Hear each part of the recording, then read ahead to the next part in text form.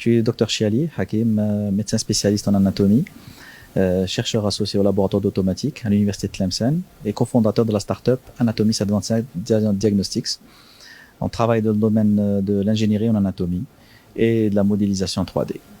Actuellement, on m'avait demandé de travailler et de présenter l'intelligence artificielle et son lien avec l'anatomie, en l'occurrence la connectivité cérébrale structurelle. Donc on a présenté les différents éléments dans lesquels l'intelligence artificielle pouvait se développer et apporter une nouvelle vision à la connectivité cérébrale et aux pathologies qu'elle traite. Alors il y a une relation très particulière entre l'intelligence artificielle et l'anatomie puisque c'est un système bijectif, ça va dans les deux sens.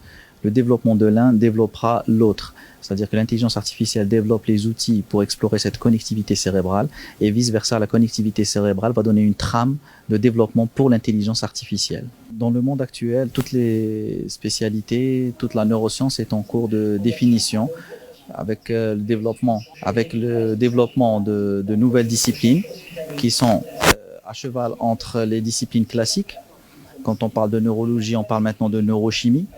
Et on parle bien sûr de psychologie, de neuropsychologie.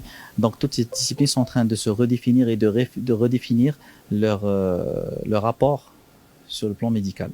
Les différents scientifiques qui travaillent sur les neurosciences se sont rendus compte qu'il fallait potentialiser leur activité et collaborer dans un sens bien précis, c'est-à-dire étudier réellement l'architecture du cerveau.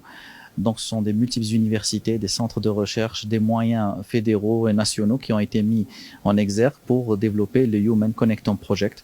Et c'est à partir de ce projet-là que d'autres initiatives dans d'autres pays ont émergé et donné accès à de l'open science, de l'open source, des bases de données extrêmement importantes pour l'étude des pathologies actuelles dont leur origine sont idiopathiques, mal connues ou carrément inconnues. Et la première intelligence est humaine et cérébrale et on a souvent calqué cette intelligence pour développer du machine learning ou du deep learning.